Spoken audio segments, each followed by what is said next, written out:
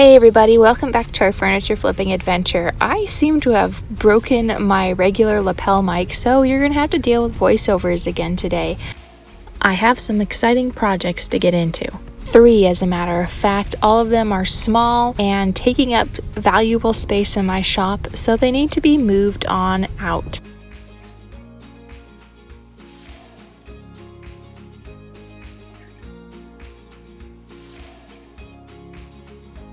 You probably recognize these doors from a project I did a couple weeks ago where I removed them off of an old pair of nightstands, and now they're going to be reused. The stand from before was from my living room, but I replaced it with something else, and then we have this chair that was given to me for free that's going to be living on my front porch so that I can watch my kids when they play in the front yard.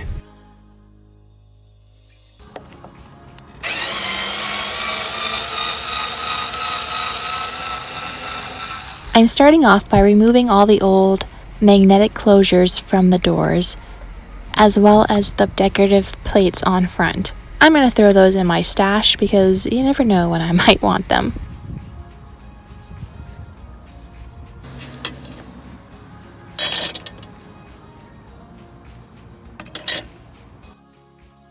Now, to make the preparation process a little bit easier on myself, I lined up my 3 projects and cleaned them one right after the other, assembly line style.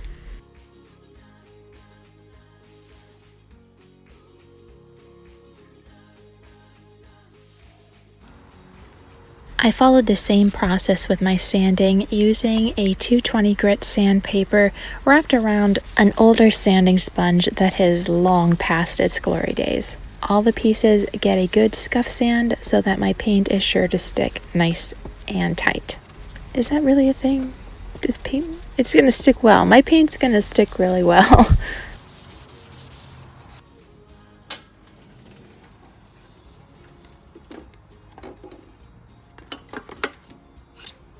I'm going to give each project a quick spray over with some shellac, just so they don't get any bright ideas to give me some bleed through, because it is just too hot outside for me to have to deal with that this week.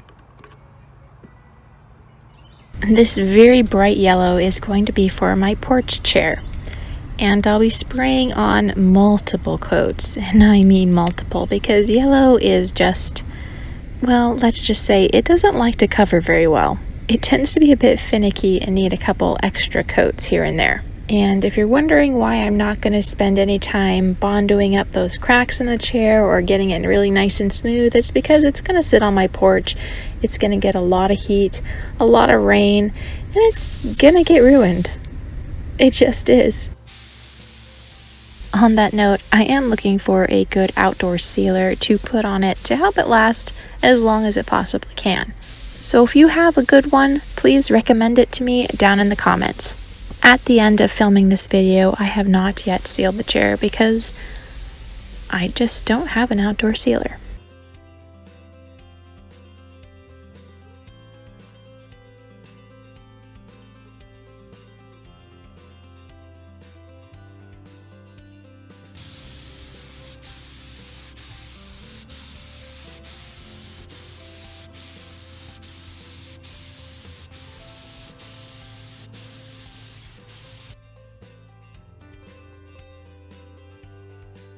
To make my beautiful yellow sitting chair even more beautiful, I've decided to stamp some flowers all over it. And then I'm going to use some purple and pink paints to paint over those stamped flowers, and then I'm going to stamp over them again.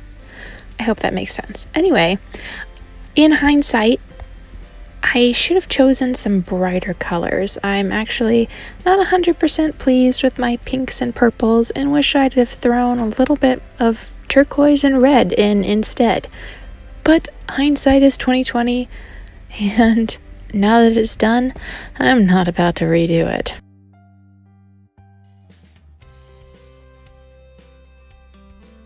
When I removed these doors from the nightstands, I had absolutely no idea what I was going to do with them, and so I put it to the comment section, and multiple people told me I should build a box out of it, and I thought that was a brilliant idea.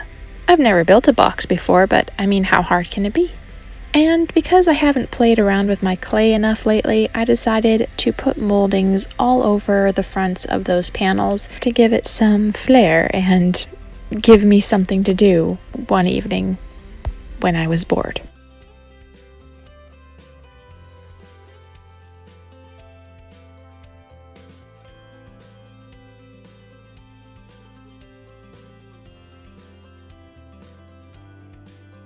So I put together the doors into a box by using these L-shaped brackets, and I don't have any footage of that because it got really stressful and really sweaty, and I never bothered to pull out my phone and film it because it was a bit of a mess. So, sorry.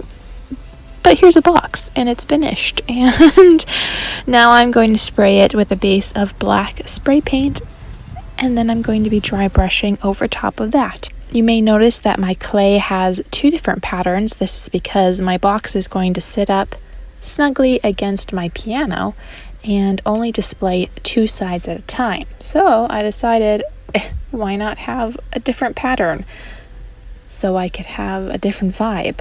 One kind of star or snowflake shape for more Christmassy time, and flowers for when I'm feeling flower-ish, I guess.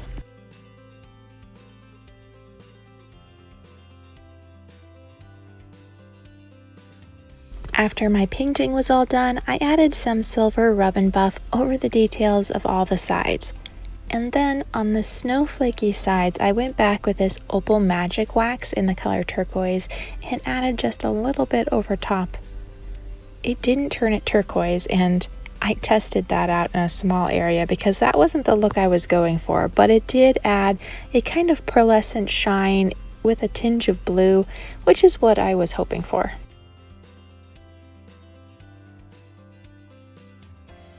Last but not least, we have by far the easiest project of the day, and that's this little end table or plant stand. I'm not sure exactly what it was supposed to be, but I was using it as an end table, and its three little legs on my carpet was definitely not toddler tip proof.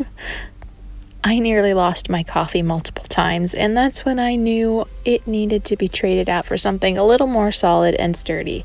And now that I have that something, this piece is going to be freshened up and then given away to one of my friends, as long as I can find one who actually wants it. But I painted it this lovely dark green and then added a bit of gold stencil on the very top.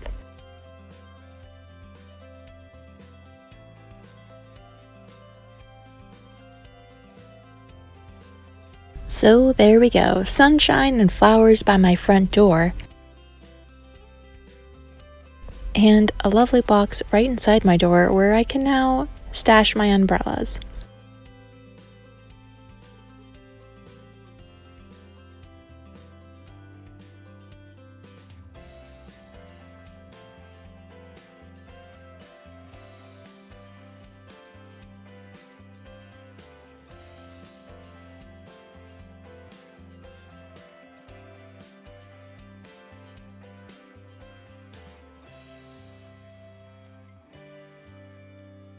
So let me know down in the comments which was your favorite project. Thank you for joining me this week on a bit of a different adventure. I look forward to seeing you all next week. Until then, I'm Sarah with our furniture flipping adventure. Bye for now.